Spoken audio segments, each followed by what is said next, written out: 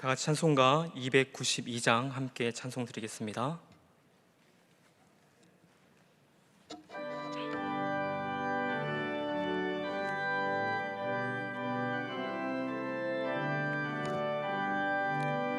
주 없이 살 수 없네 죄인의 구주여, 그 귀한 몸의 피로 날 구속하소서. 구주의 사랑으로 흘리신 보혈이 내 소망 나의 위로 내 영광 됩니다. 주 없이 살 수 없네 나 혼자 못 서리. 힘없고 부족하며 지혜도 없도다. 내 주는 나의 생명 또 나의 힘이라. 주님을 의지하여 지혜를 얻으리. 주 없이 살 수 없네 내 주는 아신다.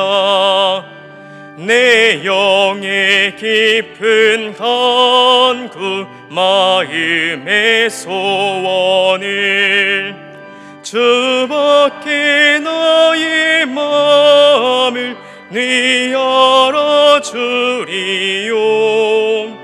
내 마음 위하사 평온케 하시네. 주 없이 살 수 없네 세월이 흐르고 이 깊은 고독 속에 내 생명 끝나도 사나운 풍랑일 때 날 지켜주시니 내 곁에 계신 주님 늘 힘이 됩니다.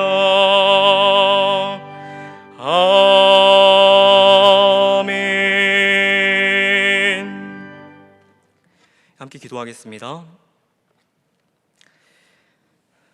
하나님 아버지, 코로나19로 어려운 상황이지만 신실하시고 전능하신 하나님을 바라보면서 함께 예배합니다.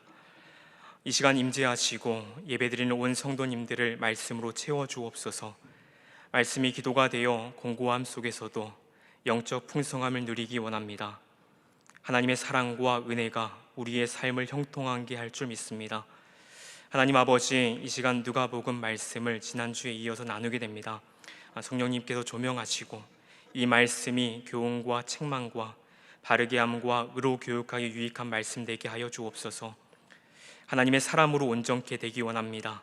선한 일을 행할 능력을 갖추는 말씀이 되기 원합니다. 우리의 중보자 되시는 예수님의 이름으로 기도합니다. 아멘.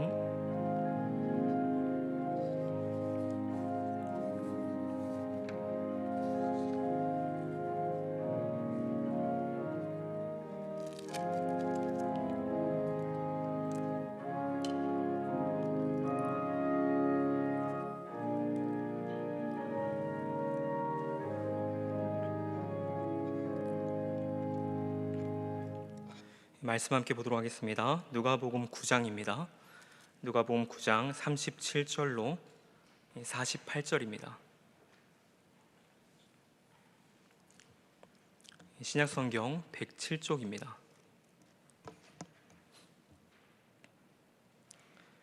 누가복음 9장 37절로 48절인데 본문은 37절부터 43절까지 함께 교독하도록 하겠습니다.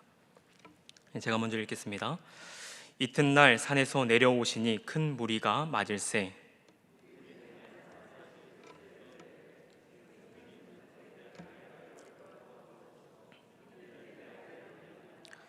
귀신이 그를 잡아 갑자기 부르짖게 하고 경련을 일으켜 거품을 흘리게 하며 몹시 상하게 하고야 겨우 떠나가나이다.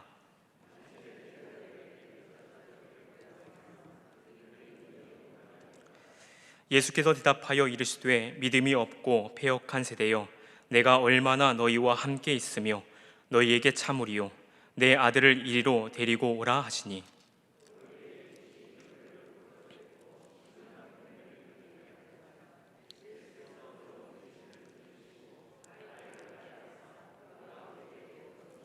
함께 읽습니다. 사람들이 다 하나님의 위엄에 놀라니라. 그들이 다 그 행하시는 모든 일을 놀랍게 여길세 예수께서 제자들에게 이르시되. 여기까지가 43절의 말씀입니다. 이제 그 누가복음 16번째 시간이고, 오늘은 이 제자들의 세 번의 실패라는 제목으로 함께 말씀을 나누겠습니다. 누가복음은 예수님의 행적을 기록하면서 이 지리적인 배경을 잘 설명을 하고 있습니다. 그래서 누가복음 1장부터 시작해서 이 4장 13절까지 예수님의 공생애에 대한 기록들이 이어지고, 4장 14절부터 시작해서 예수님의 이 갈릴리 사역에 대한 설명들을 이어가고, 그것이 9장 이제 50절까지 이어집니다. 그러니까 4장 14절부터 이 9장 50절까지가 예수님의 이 갈릴리에 대한 사역이다라고 보시면 됩니다. 근데 이제 이 기적들을 보게 되면 거기에 13가지의 예수님의 이적들이 등장하는데, 오늘 살펴보는 본문이 이제 마지막 이적이다라고 이해하시면 되겠습니다. 그리고 이제 갈릴리의 사역들을 보면서 우리가 두 가지를 좀 생각을 해볼 필요가 있는데요. 한 가지는 예수님이 어떠한 분이신가라는 것을 누가는 사건을 통해서 지속적으로 말하고, 성경은 대답을 하고 있습니다. 그리고 또 한 가지는 이 제자도에 대한 가르침을 예수님께서 하고 있다라는 것이죠. 그래서 예수님의 이 갈릴리 사역 4장 14절부터 이어져서 이 9장 50절까지의 성경을 쭉 읽어가면서 여러분이 기억할 것은 두 가지입니다. 예수님이 어떠한 분이신가, 그리고 예수님께서 이 부르신 제자들에게 예수님 무엇을 가르치고 있는가라는 것이죠. 그래서 이 4장 14절을 보게 되면 예수님께서 이 갈릴리 사역을 시작하실 때 성령에 붙들려서 이 사역을 시작했다라고 시작을 합니다. 그런 다음에 예수님께서 어떤 이 권위를, 그리고 어떠한 능력으로 가르치는지 간에 사람들은 그 권위에 대해서 다시 한번 되묻게 되어지는 과정들을 통해서 예수님이 어떠한 분이신가라는 것이 등장하게 되어지고, 또 예수님께서 수없이 많은 이 사역들을 통해서 많은 사람들을 고치고 귀신을 쫓아내는 사역을 통해서 예수님이 이 땅 가운데에 누구에게, 어떤 사람들에게 왔는가, 그리고 예수님의 이 구속사역이 과연 어떠한 의미를 지니고 있는가를 계속적으로 보여줍니다. 그리고 예수님께서 혼자 사역하시는 것이 아니라 예수님께서 많은 제자들을 또한 부르셨죠. 그러면서 그 제자들을 어떻게 세워가시고 무엇을 가르치는가, 그 부분들이 제자들에 대한 이 가르침에 우리가 중점을 둘 수 있습니다. 그러한 패턴은 이제 오늘 9장에서도 동일하게 등장을 하는데, 그럼 이상한 그림이 하나가 좀 이렇게 등장을 할 겁니다. 제가 이제 누가복음 본문을 묵상을 하면서 이제 와룡산을 이렇게 올라갔다 내려갔다 좀 할 때, 오늘 본문의 이 전 문맥이 변화산 사건입니다. 그래서 이 변화산 사건에 대한 것과 또 이제 오늘 문맥이 이튿날 이제 이 평지에서의 이 사건이라 그러면 9장의 본문을 좀 더 이해하게 될 때에 와룡산을 떠올렸을 때 이렇게 좀 그려볼 수 있겠다 싶어서 한번 이미지로 그려봤습니다. 와룡산을 올라가신 분들은 좀 알겠지만 와룡산의 그 모습은 이 말굽 모양이다라고 합니다. 말굽 모양. 그리고 또한 이제 와룡산은 대구를 등지고 있는 산이라서 이 변역, 그러니까 이 대구에 반역하고 있는 것이죠. 반역하고 있는 산이다라는 그러한 이 별명도 이제 가지고 있더라고요. 저는 대구 온 지 이제 1년 5개월 됐습니다. 그런 이제 그 와룡산의 이제 그런 산맥과 와룡산의 이 정상의 의미들을 좀 살려봐서 이 9장의 이 문맥들을 나눠보게 될 때 변화산까지가 이제 6단락으로 한번 나눠볼 수가 있습니다. 그래서 이제 하나의 사건이 있는 다음에 예수님이 누구신가 말하고 있고, 또 하나의 사건을 말한 다음에 또 예수님이 누구신가 말하고 있고, 또 하나의 사건을 말한 다음에 예수님이 또 누구신가라는 것을 말합니다. 다시 말해서 그림을 한번 보시면서 들어보시면 9장 1절부터 6절까지 예수님께서 12제자를 보내시게 되죠.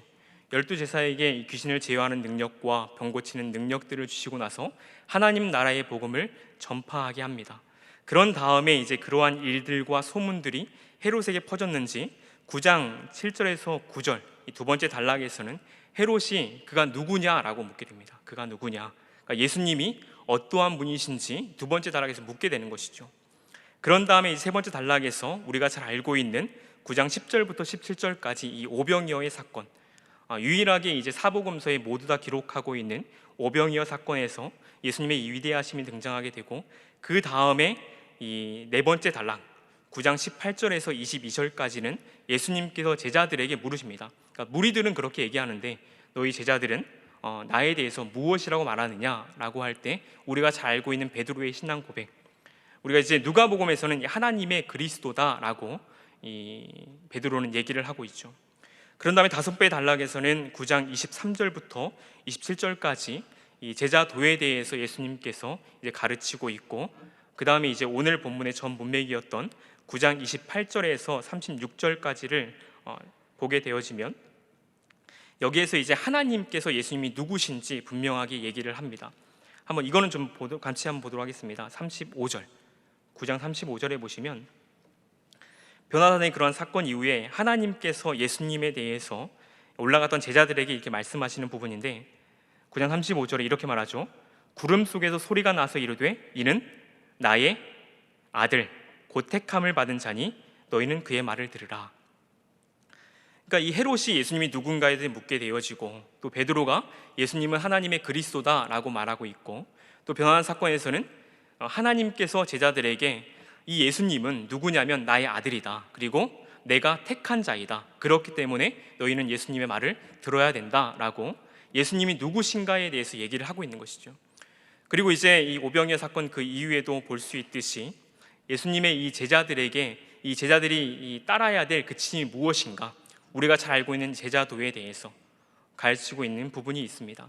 그래서 제자로서 나아가기 위해서는 자기를 부인하고 날마다 자기의 십자가를 지고 따라야 한다. 그리고 변화산 사건에서 볼 수 있는 것은 제자라면, 예수님의 제자라면 예수님 말을 잘 들어야 된다라는 것을 얘기할 수 있습니다. 그러면서 이제 우리가 이제 오늘의 이 문맥을 좀 이렇게 살펴보면서 오늘 살펴볼 본문을 좀 살펴보자 하는데, 한 가지 또 기억할 것이 뭐가 있냐면요, 제자들에게 이렇게 누가는 초점을 맞추면서 제자들의 실패를 이제 3번 정도 언급을 쭉 하고 있습니다. 근데 이 제자들의 공동체는 오늘날 어떤 공동체에 이렇게 비교할 수 있냐면 교회 공동체로 이렇게 볼 수가 있습니다. 그렇기 때문에 변화산 위에서 정말 하나님의 그 역사 아래서 예수님의 영광스러운 변형된 모습을 보았지만, 변화산 아래에서 이 평지에서는 수없이 제자들이 실패하는 모습들, 그리고 무리들의 그러한 패역한 모습들을 보면서 이 땅 가운데의 이 교회가 또 어떠한 모습으로 서야 되는지 우리가 함께 생각해 볼 수가 있습니다. 그러면 오늘 본문 이제 9장 37절부터 이 48절의 본문인데요, 아까 말씀드린 대로 제자들은 3번 이렇게 실패를 하게 되는데, 그 실패에 따라서 이렇게 3단락으로 나누어서 말씀을 좀 보고자 합니다. 제자들의 첫 번째 이 실패는 37절부터 43절 상반절입니다. 여기서 이 제자들은 귀신을 쫓아내지 못하게 됩니다. 그 다음에 두 번째로는 이 실패가 43절 하반절부터 45절까지 예수님의 이 순환 예고에 대해서 설명을 하지만 제자들은 또한 깨닫지 못하게 됩니다. 그 다음에 세 번째 실패의 장면은 46절부터 48절까지인데 제자들이 누가 크냐라는 이러한 변론, 논쟁을 하게 되는 안타까운 모습을 보여주는 것이 오늘의 본문의 내용입니다. 그러면 첫 번째 이 실패의 내용들을 37절부터 함께 살펴보면 37절 이렇게 시작합니다. 이튿날 산에서 내려오시니 큰 무리가 맞을세라고 하죠. 이튿날 산에서 내려오시니 큰 무리가 맞을세. 여러분 잘 알다시피 이 전의 문맥은 변화산 사건이죠. 변화산이 어떠한 산이었는지는 학자들 간의 이견은 분명히 있습니다. 그런데 변화산 사건이 언제 일어났는가라고 할 때에 이 변화산 사건은 밤중에 일어났을 것이다 라고 얘기를 합니다. 그러니까 한밤중에 변화산에서 3명의 제자들이 올라가서 예수님과 모세와 엘리야 그런 이제 변형된 형체를 보고 나서 이제는 그 다음 날이 되어서 지금 이제 땅으로 내려오게 되어지는 것이죠. 그때에 지금 누가는 설명할 때 이튿날 산에서 내려왔을 때에 큰 무리가 맞이했다라고 설명을 하고 있습니다. 그런데 이제 이 누가는 이렇게 간단하게 좀 맞추는데 이 본문에 대한 병행 본문이 우리가 마태복음과 마가복음에서도 이렇게 같이 살펴볼 수 있습니다. 거기에 있는 본문들을 같이 좀 이렇게 병행해서 말씀을 드려보면 예수님과 이 세 명의 제자들, 세 명의 제자가 누군지 아시죠?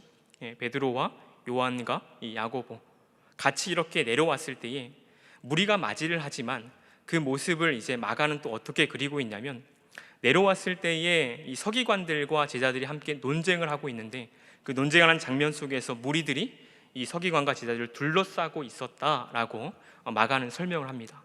그러면 지금 이 제자들과 서기관들이 어떠한 논쟁을 하고 있고 무리들을 둘러싸고 있는가, 우리가 이 뒤에 내용들을 미루어서 짐작을 해보면 제자들과 서기관들은 어떠한 논쟁이었을까? 그것은 이 제자들이 귀신을 쫓아내는 그런 능력을 행하게 되죠. 그러면 서기관들은 이러한 능력 행함이 과연 어디서 오는 것이냐, 그런 논쟁들을 벌였을 것이고, 그리고 분명 제자들은 그러한 귀신을 쫓아내지 못했기 때문에 쫓아내지 못한 거에 대한 비난과 그러한 묘변들이 쭉 이어졌지 않았을까 싶긴 합니다. 그런 가운데 이제 큰 무리가 맞이하게 되고 38절에 보시게 되면 무리 중에 한 사람이 소리 질러서 말합니다. 선생님, 청컨대 내 아들을 돌보아 주옵소서. 이는 내 외아들입니다. 그 많은 무리 중에서 이제 한 사람이 소리 질러서 예수님을 찾게 되는 것이죠. 선생님, 청하건대 내 아들을 돌보아 주시옵소서. 돌보아 주시옵소서. 이는 내 외아들입니다. 그리고 이 외아들이 어떠한 상태 가운데 있는지 39절을 보게 되면 귀신이 그를 잡아 갑자기 부르짖게 하고 경련을 일으켜 거품을 흘리게 하며 몹시 상하게 하고야 겨우 떠나가나이다 라고 얘기합니다. 변화선 아래에서 이 많은 무리들이 예수님을 맞이하긴 하지만 지금 이 누가가 이 초점을 보이는 것은 무엇이냐면 외아들을 데려온 이 아버지의 심정이죠. 그리고 이 아들의 상태는 어떠하냐면 귀신에 이렇게 붙잡혀 있다, 귀신에 들려진 상태입니다. 그리고 그 귀신 들린 이 아이의 상태를 설명할 때에 누가는 뭐라고 말을 하고 있냐면 갑자기 이렇게 부르짖고 있고 경련을 일으키고 또 거품을 내뿜고 있고 몸을 스스로 이렇게 상해하고 있는 모습들. 그리고 우리가 이제 본문에서 마가복음 9장 18절을 보면 이 아들의 상태에 대해서 파리해지고 있다라는 표현도 씁니다. 파리해지고 있다. 그럼 이게 얼굴에 이게 혈색이 안 도는 모습 있죠. 지금 우리가 코로나로서 집에 있는 분들은 다 확진자 됐다고 얘기하는데 정반대의 모습이 아닐까 생각이 됩니다. 정말 이렇게 혈색이 돌지 않고 몸은 말라가고 정말 이게 산손장의 모습으로 이 아들의 모습을 지금 마가는 얘기한다라는 것이죠. 그런 이 아들을 이제 이 아버지는 데리고 왔겠죠. 귀신 들린 사람 이렇게 만나보신 적 있습니까? 있으세요. 청년 사역을 하면서 저도 이제 참 그 기억에 남는 것 중에 뭐가 있냐면 수련의 마지막 날 한 청년이 이렇게 와서 원래부터가 이제 그 청년이 스스로가 동성애자라고 이렇게 밝혔었고 정말 2년 동안 그 청년 한 명을 이제 케어하는 게 참 힘들었습니다. 간사 3명이서 이제 그 수련의 날 사건은 지금도 계속 남아 있는데 어떻게 보면 딱 봐도 이렇게 귀신 들린 모습이었고 이제 수련회 저녁 집회가 다 마치고 찬양까지 다 끝난 다음에 이 청년 사역 끝나고 나면 그 셀러브레이션까지 정말 다 마치고 난 뒤에 이 청년 상태가 너무 좋지 않아가지고 간사 3명과 함께 이 청년과 씨름을 하면서 새벽 5시까지 좀 이렇게 얘기했다가 기도했다가 얘기했다가 기도했다가 정말 이렇게 그냥 봐도 정상이 아닌 모습으로 보냈던 시간들이 있었습니다. 그러니까 저에게도 참 그 시간은 정말 간절히 하나님 붙드는 것도 있었지만 정말 이렇게 절망의 시간이기도 했습니다. 저는 이 본문을 볼 때마다 이제 그 청년이 생각나고 그 수련회가 이렇게 정말 기억이 납니다. 근데 지금 이 아버지가 이 귀신 들린 아들을 데려올 때는 귀신 들린 사람 혼자 절대 못 데려오거든요. 그러면 친구들이나 가족들과 함께 무리를 헤집고 아이를 데려와서 이 아이를 이제 고쳐달라라고 예수님께 말하고 있죠. 근데 이 뒤에 보게 되면 40절에 당신의 제자들에게 내쫓아 주기를 구하였으나 그들이 능히 고치지 못했습니다 라고 말하고 있습니다. 그러니까 이제 와서 간절한 희망을 가지고 좀 고쳐주길 바라는 것이죠. 마가는 이 어린아이가 언제부터 귀신 들려서 생활했냐면 어릴 때부터 그랬다라고 이해합니다. 그러니까 그 어린 이 외아들을 붙들고 있는 아버지의 그 심정이라는 것은 굉장히 길었던 시간이 아닐까 싶은 것이죠. 그런 가운데에 이 제자들은 고치지 못해줬고 그리고 예수님 앞에 절박하게 지금 나와 있는 이 아버지, 그런 가운데 지금 본문은 이 아이의 상태에 대해서 말하는데 갑자기 부르짖고 경련을 일으키고 거품을 흘리게 하고 몹시 상하게 하고 있다. 그리고 마가는 이거에 대해서 파리해진 얼굴색을 가지고 있다라고 얘기를 합니다. 그러면 이제 우리가 이 본문을 읽어갈 때 정말 궁금한 건 그겁니다. 왜 제자들이 고치지 못했을까? 우리가 9장 초반부부터 이렇게 쭉 보면 제자들이 예수님으로부터 귀신을 제어할 수 있는 능력을 받았고 병 고치는 능력까지 다 받은 다음에 이들은 하나님의 복음을 전했고 거기서 역사도 이렇게 경험했던 제자들입니다. 그런데 지금 이 사건에서는 제자들이 아무런 능력도 행하지 못하는 것이죠. 귀신을 전혀 쫓아내지 못합니다. 절망 가운데에 지금 실패한 제자들의 모습이죠. 그런데 누가는 이제 이 본문에 대해서 그리고 이 질문에 대해서 정확하게 답변하지 않고 있기 때문에 먼저 끝까지 좀 첫 번째 단락을 살펴본 다음에 이 부분을 좀 설명을 하도록 하겠습니다. 다시 이제 41절을 보게 되면 이 상황에 대한 예수님의 반응이 등장하게 되어지는데 예수님께서 이렇게 말하죠. 예수께서 대답하여 이르시되 믿음이 없고 패역한 세대여 내가 얼마나 너희와 함께 있으며 너희에게 참으리요 내 아들을 이리로 데려오라 하시니 예수님께서 지금 이러한 상황들을 보면서 한마디로 무엇이라고 말하냐면 믿음이 없고 패역한 세대라고 말합니다. 그리고 내가 너희와 얼마나 함께 있겠느냐, 내가 얼마나 참아야 되느냐라고 말하죠. 우리 이제 이러한 이 문맥을 가지고 이 수사 의문문이다라고 이해합니다.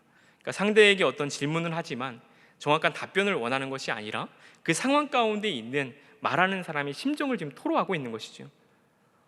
지금 예수님께서는 그 상황을 보면서 지금 이렇게 여기는 겁니다. 믿음이 없고 패역한 세대요. 너희들이 지금 왜 이 가운데에 지금 아무것도 하지 못하냐? 과연 내가 너희와 얼마나 함께 있어야 되느냐? 내가 얼마나 참아야 되느냐? 그런데 이렇게 지금 예수님께서 이 본인의 만증을 토로하고 있는 대상이 누굴까라고 보게 되면 지금 예수님 앞에는 무리가 있고 또 제자들이 있고 또 이제 외아들을 데려온 아버지가 있을 수 있겠죠. 근데 이제 이 마가는 이 아버지에 대해서 말할 때에 믿음이 있다라고 얘기를 합니다. 그러면 이제 두 대상이 남죠. 무리가 있고 제자들이 있고. 넓은 의미에서 우리가 이 예수님이 믿음이 없고 패역한 세대요라고 말할 때에 큰 무리를 또 볼 수도 있습니다. 믿음이 없고.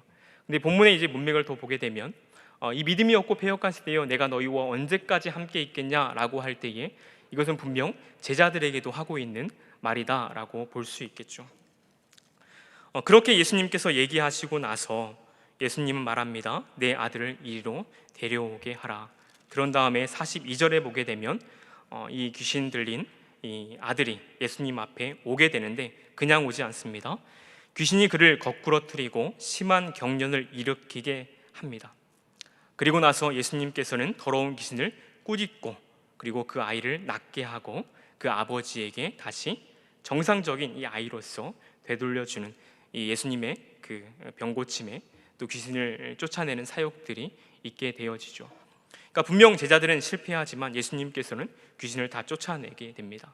그리고 나서 무리들의 반응이 하나가 43절에 나오게 되는데 사람들이 다 하나님의 위엄에 놀랐다라고 말합니다. 여러분 좀 이상하진 않습니까? 예수님께서 귀신을 쫓아냈고 이 아이를 낫게 했는데 그러면 이 무리들도 이 사건을 보면서 예수님의 위엄에 놀랐다라고 얘기해야 되는데 무리들은 무엇이라고 얘기하냐면 하나님의 위엄에 놀랐다라고 얘기하는 것이죠. 이것은 이제 어떤 것을 전제하냐면 사람들은 이 병 고치는 사역 그리고 귀신을 쫓아내는 것은 어디로부터 오는 것이냐라고 할 때 그것은 하나님만이 하는 것이다라는 것이죠. 하나님만이. 그래서 누가가 지금 이 귀신 들린 외아들을 고치는 사건을 통해서 누가가 강조하는 초점은 무엇이냐면 예수님께서 하는 사역의 권능과 권위는 어디로부터 오느냐라고 할 때 이것은 하나님으로부터 주어진다는 것이죠. 하나님으로부터. 그러니까 예수님의 모든 이 사역의 이 중심에는 하나님께서 부여해 주신 능력이 있다라는 것을 누가는 강조하고 있습니다. 그리고 이제 그럼에도 불구하고 좀 우리가 궁금한 건 근데 왜 제자들은 고치지 못했다는 것이죠. 왜 제자들은 고치지 못했냐? 분명 9장 초반부에서는 제자들이 귀신을 제어하는 능력도 받았고 그리고 병 고치는 능력도 있었고 그리고 마을 곳곳 다니면서 그렇게 하나님 나라의 복음을 전파하면서 정말 이 귀신도 쫓아내고 병도 고쳤는데 왜 지금은 못하느냐라는 질문을 할 수밖에 없습니다. 누가는 이제 이거에 대해서 강조점이 아니기 때문에 설명을 안 하지만 우리가 이제 이 본문에 대해서 마태복음과 마가복음은 좀 설명을 하고 있습니다. 여기 이제 강의안 보시면 마태복음 17장 19절에서 20절, 그리고 마가복음 9장 28절에서 29절을 좀 넣어 놓았습니다. 이제 마태와 이 마가를 보게 되어지면 제자들이 묻습니다. 예수님, 왜 우리는 못 고쳤습니까? 왜 우리는 정말 귀신을 쫓아내지 못했습니까? 라고 이렇게 묻고 있습니다. 거기에 대해서 이제 마태복음에서 말하고 있는 것은 무엇이냐면 겨자씨 하나할 만한 믿음이 없기 때문에 너희들이 못 고친 것이다 라고 해야죠. 그리고 마가복음에서는 기도가 부족했기 때문에 기도 외에는 그런 능력이 나갈 수 없다. 그러니까 이 마태와 마가는 강조하는 것이 무엇이냐면 제자들이 그렇게 귀신을 쫓아내지 못한 것은 무슨 이유냐면 너네들이 믿음이 없었고 너네들이 기도하지 않았기 때문에 그렇게 귀신을 쫓아내지 못했다라고 얘기하는 것이죠. 우리가 이제 이 본문을 보게 되면 제자들이 아직도 배울 것이 많고 미성숙한 제자의 모습일 수 있습니다. 그런데 아까 처음에 이제 말씀드렸듯이 이 제자들의 모습이 오늘날 이 교회 공동체의 모습이라고 우리가 보게 될 때 한국 교회 그리고 우리 내일 교회도 그렇고 정말 부흥을 경험했던 이 한국 교회이고 그리고 어느 이 곳곳을 가더라도 정말 이 하나님의 역사다라는 것을 많은 교회가 경험을 했고 지금 이 자리에 앉아 계신 성도님들 중에서도 정말 하나님의 역사라고 말할 수 있는 간증들이 정말 많지 않을까 싶습니다. 그러니까 이러한 간증들이 정말 이 하나님의 이 주권적인 역사 속에서 이루어지지만 우리가 만약에 지금은 왜 이러한 이 하나님의 역사하심이 이 교회 공동체를 통해서 나타나지 않는가라고 할 때에 제자들이 예수님께 이렇게 반문하면서 왜 우리는 못 쫓아냈습니까? 라고 할 때에 예수님께서 말씀하시는 건 하나님을 전적으로 의지하고 신뢰하는 그러한 믿음이 부족하고 그리고 너네들이 함께 이렇게 기도하는 그런 것들이 부족하고 상실되었기 때문이다라는 것, 어쩌면 우리가 좀 같이 귀담아 들어야 될 것이 아닌가라는 생각이 듭니다. 많은 이 교회들이 개교회주의로 돌아서 있고 또 교회 안에서도 많은 성도님들이 내 개인적인 훈련과 신앙을 많이 관심을 갖지만 교회를 위해서는 더 이상 많이 희생하지 않으려는 모습을 보게 되어집니다. 제가 이제 그 신학교를 다닐 때에 이제 시골에서 이제 자랐던 이 교회 여름 성경학교를 좀 섬기려고 내려갔던 적이 있습니다. 그러니까 시골에 있는 교회이기 때문에 많은 성도가 모여져 있지 않죠. 그러니까 장의자 해봤자 뭐 한 10개 정도 이렇게 놓여져 있는 작은 교회인데 그 교회에 이렇게 그 오랜만에 정말 딱 들어갔는데 천장을 봤는데 그 거미줄이 이렇게 딱 껴있더라고요. 근데 그것이 뭐 그 교회의 모든 상황을 다 말해주진 않지만 그 거미줄을 보면서 참 많은 생각들이 저에게 밀려왔었습니다. 그러면서 이 서울로 다시 올라가서 공부하고 또 기도하러 이렇게 올라갔을 때 제 마음속에 어떤 생각이 참 들었냐면 한국 교회가 이렇게 거미줄 낀 교회의 모습은 아닐까. 그리고 거미줄을 보고서도 그냥 이제는 성도들이 방치하고 있는 그러한 모습이 아닐까라고 생각되면서 참 한편으로는 지금 좀 울부짖으면서 기도했던 적이 있습니다. 우리가 이 교회 안에서 그 능력을 다시 한번 보기 원한다면 우리가 이 함께 모여서 정말 이 하나님 앞에 하나님을 전적으로 신뢰할 수 있는 믿음을 고백할 수 있는 교회가 되어야 될 것이고 또 우리가 정말 함께 모여서 기도할 수 있는 공동체적인 기도도 함께 회복해야 되는 줄 믿습니다. 예수님께서 우리에게 가르치는 기도가 주기도문이죠. 주기도. 거기에 보게 되면 우리라고 말합니다. 우리. 주기도에 우리라는 말이 몇 번 있는지 한번 세보신 분 있나요? 세보신 분 있습니까? 6번 이렇게 등장을 합니다. 주기도에. 그러니까 우리의 어떤 기도를 하고 있는 것이죠. 우리의 기도, 우리의 일용할 양식, 우리의 죄를 사하여 주시옵고. 그러니까 우리의 하나님입니다. 우리의 하나님. 그러니까 우리가 이 본문을 통해서 제자의 공동체가 이 교회를 향해서 메시지를 던진다면 여러분 우리가 이 교회 안에서 정말 하나님의 능력을 다시 한번 정말 경험하기 위해서는 함께 하나님을 신뢰할 수 있는 그러한 시간들을 다시 한번 쌓아가야 할 것이고 함께 모여서 기도하면서 공동체의 기도도 회복할 수 있어야 할 것입니다. 그 다음에 이제 우리가 두 번째 제자들의 실패와 세 번째 실패는 좀 간단하게 좀 설명을 드리고자 하는데요. 제자들의 두 번째 실패는 43절 하반절부터 이 45절에 기록이 됩니다. 여기서는 예수님의 순환 예고에 대해서 제자들이 이해하지 못하게 되는데 43절, 사람들이 다 하나님의 위엄에 놀라게 되고 그들이 다 그 행하시는 모든 일들을 놀랍게 여기게 될 때 예수님께서 제자들에게 말씀합니다. 무엇이라고 말하게 되면 44절에 이 말을 너희 귀에 담아두라. 인자가 장차 사람들의 손에 넘겨지게 될 것이다 라고 말하죠. 앞서 이 9장 22절을 보게 되어지면 좀 더 이 예수님의 순환 예고에 대해서 구체적으로 설명을 합니다. 22절 한번 보시면서 들어보시면 인자가 많은 고난을 받고 장로들과 대제사장들과 서기관들에게 버림받았고 죽임을 당하고 그리고 제3일에 다시 살아나야 할 것이다. 좀 더 구체적으로 예수님께서 고난 받으실 것이고 또 죽임을 당하게 될 것이고 다시 3일 만에 살아나게 될 것이다. 예수님의 이 순환에 대해서 정확하게 좀 얘기를 합니다. 지금 이제 이 두 번째로 순환 예고를 하고 있는 부분에서는 인자가 사람들의 손에 넘겨지게 될 것이다 라고 좀 간략하게 설명하는 것이죠. 그런데 이 예수님의 순환 예고의 제자들이 깨닫게 되는가? 그렇지 않죠. 깨닫지 못합니다. 45절에 보시면 그들이 이 말씀을 알지 못하니 이는 그들로 깨닫지 못하게 숨긴 바 되었음이라. 또 그들은 이 말씀을 묻기도 두려워하더라 라고 말합니다. 이 순환 예고는 동일하게 이제 마태복음에서도 등장하게 되는데 그때는 이제 이러한 순환 예고를 듣고 나서 마태는 제자들의 상태를 뭐라고 말하냐면 제자들이 근심하였더라라고 이렇게 설명을 함께 하고 있습니다. 분명 예수님께서 순환 예고를 하셨고 이 순환 예고가 감추었다 하더라도 제자들은 분명히 깨닫지 못하고 있는 것이고 언제까지 깨닫지 못하느냐 할 때에 정말 예수님께 다시 부활하셔서 오기까지 깨닫지 못합니다. 누가복음 18장을 보게 되어지면 예수님께서 이제 십자가에 달려 돌아가시기 위해서 예루살렘으로 이렇게 입성하는 장면이 나옵니다. 그때에도 예수님은 제자들에게 순환 예고를 하시거든요. 근데 그때에도 동일하게 뭐라고 성경은 기록하냐면 누가복음 18장 34절에서 이렇게 말합니다. 제자들이 이것을 하나도 깨닫지 못하였으니 그 말씀이 감추어졌으므로 그들이 그 이르신 바를 알지 못하였더라. 제자들은 깨닫지 못합니다. 이것이 제자들의 본문에 나타난 두 번째 실패이죠. 그러나 예수님은 고난의 길 그리고 고난을 통한 영광의 길을 계속해서 걸어가고 있습니다. 그 다음에 이제 세 번째 제자들의 실패가 46절에서 48절까지 등장하는데 제자 중에 누가 크냐 하는 변론에 대한 설명입니다. 46절에 보시게 되면 제자 중에 누가 크냐 하는 변론이 일어나니 예수께서 그 마음에 변론하는 것을 아시고 어린아이 하나를 데려다가 자기 곁에 세웠다라고 얘기합니다.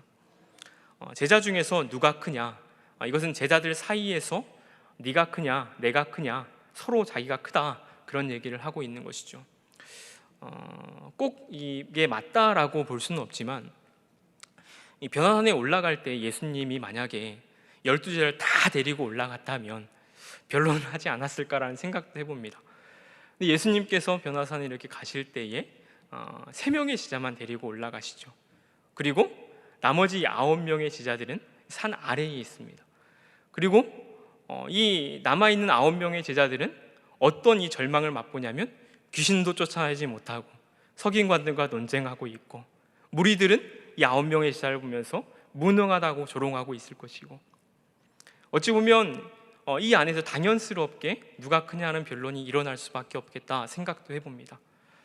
그리고 또 한 가지는 이 제자들이 예수님에 대해서 분명 정치적인 메시아로서 예루살렘을 정복할 것이다 라고 보고 있기 때문에 제자들이 예수님에 대한 이해가 부족한 것에서 제자는 분명 이제 정복되어지면 누가 큰 자리를 차지할지 그런 논쟁이 제자 사이에 분명히 있었을 것이죠.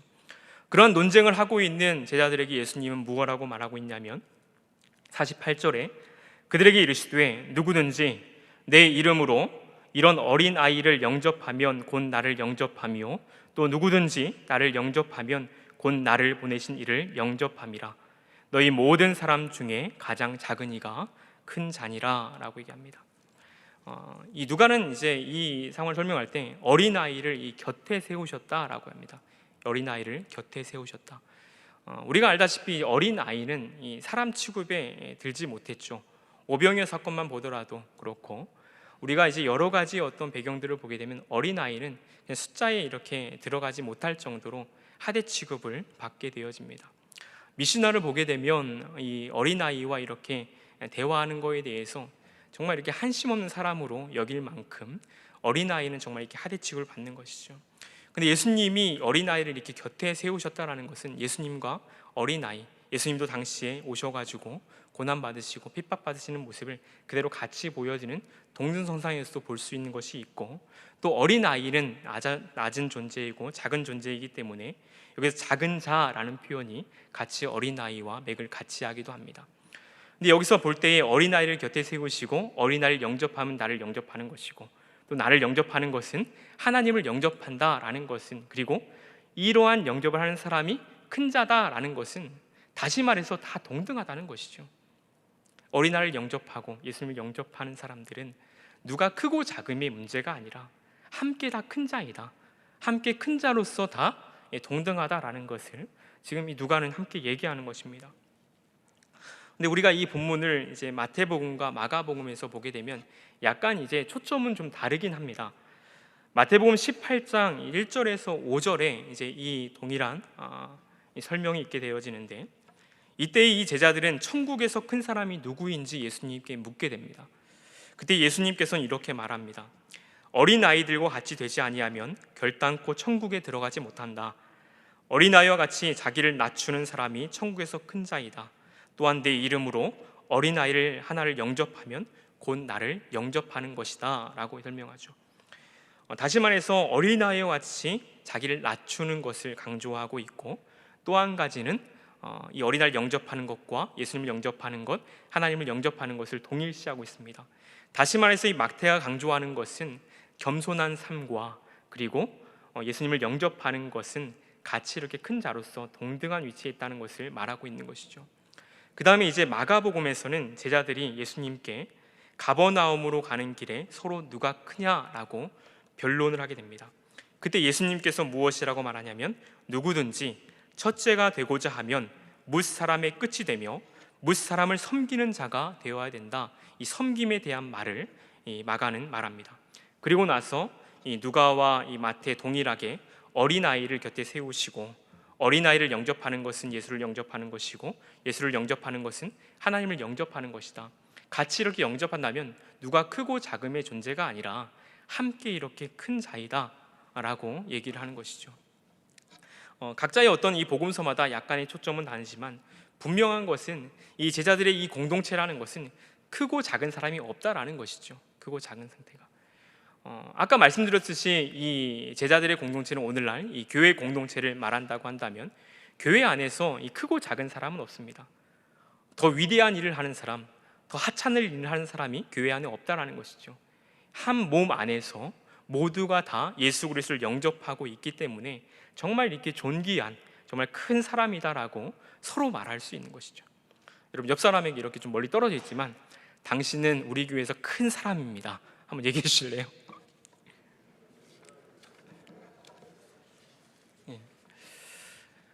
그런 가운데 우리가 마태와 또 마가의 이 초점을 살린다 그런다면 우리는 교회 공동체 안에서 서로 겸손하고 또 서로를 섬길 수 있는 그러한 성도가 되어야 한 줄 믿습니다. 오늘 말씀을 마무리하면서 누가복음 9장에서 분명 이 패턴들은 예수님은 누구신가라는 것을 지속적으로 말하고 있고, 또 그 질문과 함께 제자도에 대한 가르침을 말하고 있습니다. 그래서 우리는 예수님이 누구신가라고 할 때 기억해야 될 것은 베드로의 신앙 고백처럼 하나님의 그리스도입니다, 그리고 하나님의 아들입니다 라고 말해야 되고, 또 하나님께서 예수님에 대해서 제자들에게 말씀하신 것처럼 이는 내 아들이다 라고 하면서 택하신 자다, 즉 택한 자로서 하나님의 이 구속사역을 감당할 자이다라는 것을 다시 한번 생각하는 가운데에 고난과 십자가의 죽으신 부활을 매일매일 우리는 기억해야 될 사람들입니다. 그리고 그러한 이 예수님을 따라가는 이 제자의 삶 속에서 우리가 기억할 것은 예수님의 말을 잘 듣고 또 날마다 자기를 부인하고 십자가를 품고 살아가야 되는 그러한 제자의 삶을 결단해야 된다라는 것이죠. 그리고 이제 오늘 이 본문에서 살펴보았던 세 번의 실패를 통해서 우리가 볼 수 있는 것은, 첫 번째 실패를 통해서 제자들은 비록 실패하지만 예수님은 하나님의 권능으로 역사하시는 분이시다라는 것입니다. 그래서 예수님과 같은 능력 행함을 위해서 교회 공동체는 무엇을 더 회복해야 되는가라고 할 때에 하나님을 전적으로 의지하는 그 믿음과 공동체적인 기도를 자리를 회복할 때 우리는 하나님이 나타나시는 그 능력을 경험할 수 있을 것입니다.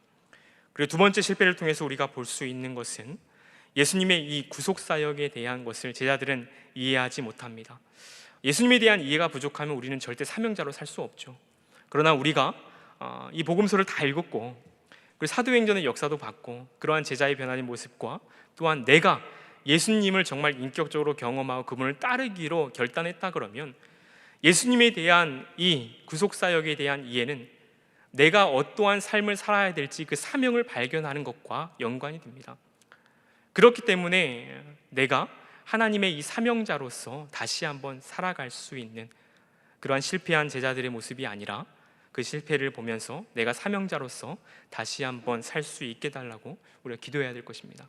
그 다음에 이제 세 번째 실패를 통해서 우리가 볼 수 있는 것은 분명 세 번째 실패 가운데 제자들은 서로 누가 크냐라고 이렇게 변론하고 있는 것이죠. 그러나 교회 안에는 절대 누가 크고 작음이 없습니다. 다 같은 것이죠. 직제의 차이만 분명히 있을 것입니다. 그 가운데 우리가 가져야 될 것은 누가 크냐 하는 자리의 싸움이 아니고 누가 이렇게 존중받고 하대받는 것이 아니라 서로 겸손하고 또 섬기고 한 몸 안에서 예수 그리스도를 영접한 사람으로 우리는 이 교회 공동체를 건강하게 세워가야 할 것입니다. 제가 최근에 참 코로나19로 순장님들을 이렇게 잠깐 만나 보긴 했지만 그리고 이제 같이 예배도 함께 드릴 수 있지만 본문 말씀을 쭉 묵상하고 다시 한번 교회 공동체가 정말 하나님의 그 역사를 좀 드러냈으면 좋겠고 하나님의 영광이 좀 그 임재가 가득 넘치면 좋겠고 하는 그 마음이 있어서 정말 이렇게 자주 불렀던 찬양이 지금 여기다 하나 적어놨는데요. 그 지금 우리는 마음을 합하여라는 찬양입니다. 지금은 이제 다 지금 예배에 나와서 함께 예배할 수 없는 상황이지만 이 찬양의 가사처럼 우리가 마음을 합하여서 이렇게 기도할 수 있는 그러한 시간이 왔으면 좋겠습니다. 가사를 잠깐 불러드리고 같이 찬양하면서 봉헌하는 시간 갖도록 하겠는데요. 우리는 마음을 합하여 진정으로 찬양해야 할 때니 모이자 하나 되자 우리가 갈 길이라. 그리고 지금 우리가 하나님을 의지하고 담대히 나아갈 때이니 또 모이자 하나 되자 주님이 우리를 지켜줄 것이다. 그리고 찬양과 온 마음과 정성을 다해 그리고 기도와 주님께서 기도하신 것처럼 그리고 말씀 속에서 권능으로 임하시니 사랑으로 하나 되자. 이러한 가사를 담은 찬양입니다. 제가 고등학교 때 같이 이렇게 그 신앙생활을 했던 친구들과 함께 열심히 모이면서 불렀던 찬양인데 정말 하나님께서 빨리 코로나 사태를 더 빨리 회복시켜 주시길 바라고 함께 온 성도가 모여서 정말 감격이 넘치는 찬양과 예배를 드렸으면 좋겠다라는 마음이 있습니다.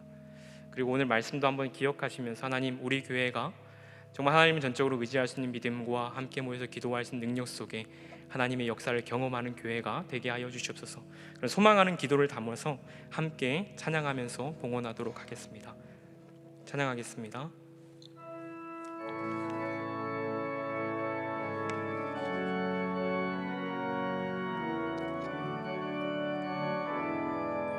지금 우리는 마음을 합하여 지금 우리는 마음을 합하여 진정으로 찬양할 때니 모이자 하나 되자 우리가 갈 길이라.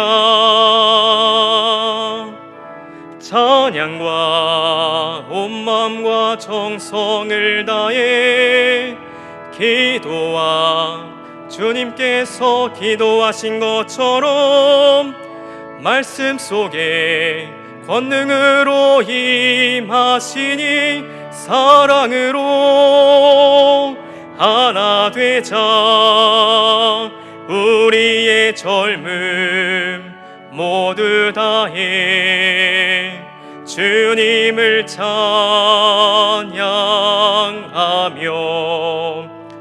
온 세상에 주의 사랑 전하리라. 일어나 새벽을 깨우리라. 지금 너희가 하나 될 때이니 일어나 새벽을 깨우리라. 내가 너희와 함께 2절입니다. 지금 우리가 하나님을 의지하고 지금 우리가 하나님 의지하고 담대히 나아갈 때니 모이자 하나 되자. 주님이 지키시리라. 찬양과 온 마음과 정성을 다해 기도와 주님께서 기도하신 것처럼 말씀 속에 권능으로 임하시니 사랑으로 하나 되자. 우리의 젊음 모두 다해 주님을 찬양하며 온 세상에 주의 사랑 전하리라.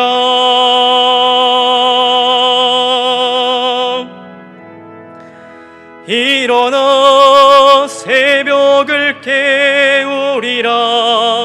지금 너희가 하나 될 때이니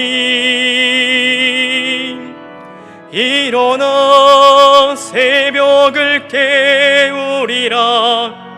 내가 너희와 함께 하리라.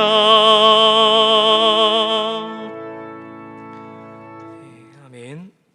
제가 기도하겠습니다. 하나님 아버지, 예수님을 내 인생의 골맞은 부분들을 치료할 수 있는 분이십니다. 매일의 삶 속에서 인생의 주인 되시는 예수님을 바라보기 원합니다. 매일 인격적으로 예수님을 경험하며 주는 그리스도시요 하나님의 아들입니다 라고 고백하기 원하고, 우리를 위해 고난받으시고 십자가에 죽으시고 다시 부활하신 예수님을 간절히 붙들기 원합니다. 하나님 아버지, 우리가 예수님을 따라가는 삶 속에서 날마다 나를 또한 부인하고 십자가를 품고 살아갈 수 있는 성도가 되게 하여 주시옵소서. 하나님 아버지, 오늘 말씀에서 제자들은 실패했습니다. 제자들의 모습이 오늘날 교회 공동체의 모습이라면 주의 피로 값주고 산 교회를 사랑하며 각자의 이기적인 모습과 무관심한 공동체가 아닌 어린아이와 같이 예수님을 영접함으로 겸손하고 서로 섬기는 교회가 되기 원합니다. 하나님의 능력이 나타나지 않을 때에 서로의 잘못을 찾는 것이 아니라 하나님을 바라보며 함께 짐을 지고 믿음과 공동체의 기도의 자리가 회복될 수 있도록, 또한 그러한 기도의 자리가 점점 채워져 갈 수 있도록 주님 도와주시옵소서. 코로나19로 온 성도가 다 함께 모여 예배하지 못하지만 하나님, 다 함께 이 예배의 자리에 나와 찬양하며 예배할 날을 고대합니다. 그래서 교회 공동체를 통한 하나님의 그 예배가 온전히 더욱더 회복되어지고 거기에서 누려지는 모든 은혜가 하나님 생명이 되어서 온 성도님들의 가정에 흘러갈 수 있도록 주님 도와주시옵소서. 모든 은혜 하나님께 받기 원하며 예수님의 이름으로 기도합니다. 아멘. 지금은 우리 주 예수 그리스도의 은혜와 예수님을 통해서 위엄을 드러내시는, 또 우리를 통치하시는 하나님의 사랑과 하나님의 뜻으로 우리의 삶을 풍성케 하시는 성령의 교통하심이 내일교회 온 성도의 모든 삶 위에 지금부터 영원까지 함께 있을지어다. 아멘.